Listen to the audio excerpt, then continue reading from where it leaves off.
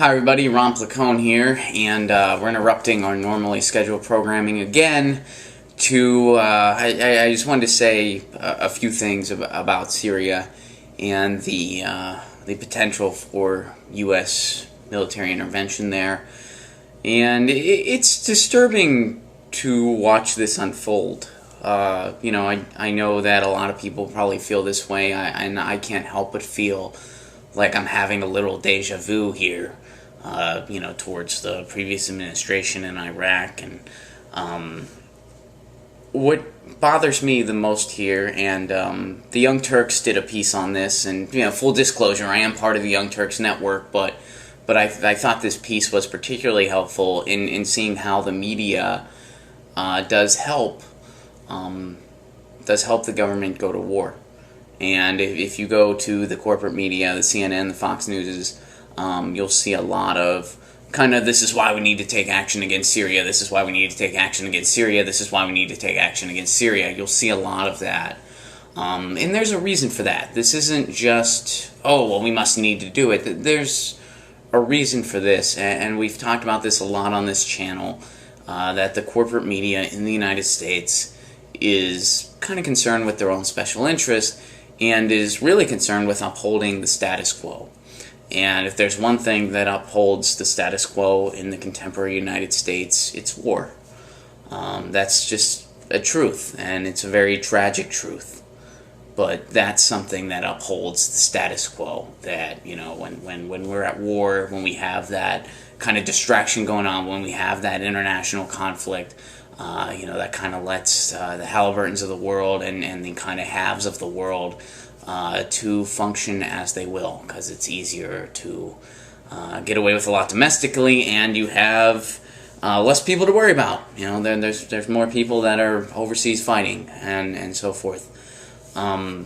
And when you have this media structure where maybe later there will be dissent, and that was also pointed out on the Young Turks video that I liked on my channel, it's a lot easier to make it seem like this is a whole democratic thing where the media is dissenting, but really it isn't.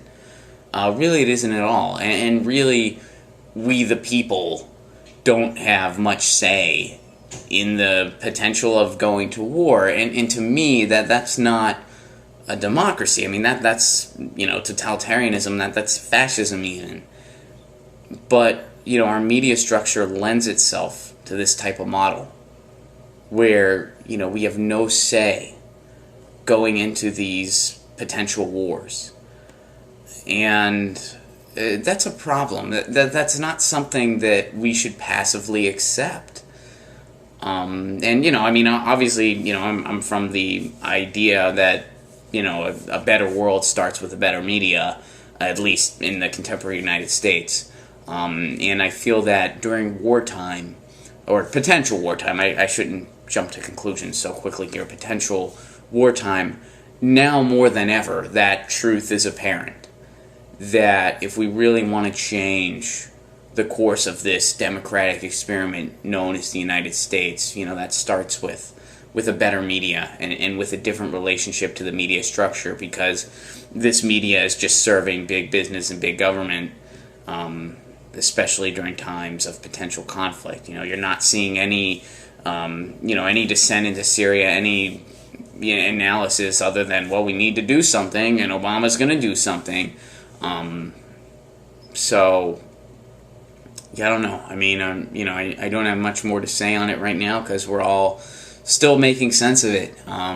Still trying to think, well, what's going to happen, and what potential conflicts could this have, what, potential consequences, and a lot is still unknown. But the one thing that I do know is that, this media has really, once again, lent itself completely to the pro-war side of the coin. And this is something that we will see from the mass media, the corporate media, for the foreseeable future, because war upholds the status quo. And that is what they're concerned with. That is what the main corporate media is concerned with. So we'll always see a pro-war corporate media until the paradigm shifts in our relationship with the media structure in the United States and the way the media structure is comprised in the United States. And I do think that's a change that I'll see in my lifetime. If I didn't truly think that, I would just stop now,